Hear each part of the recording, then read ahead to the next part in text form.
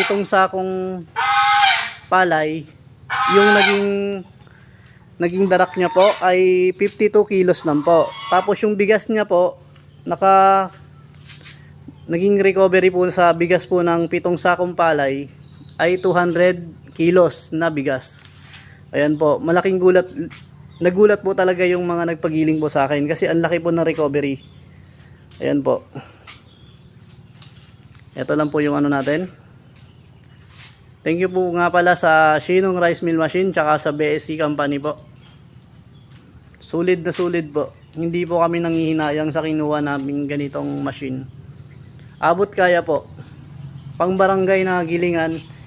Pwede ka rin pong mag business ng palay, buy and sell po. Para po pang sarili lang. Kung gusto mo mag business pang sarili, pwede rin po ito. Pwede mo rin itong gamitin. Yung Shinong Rice Mill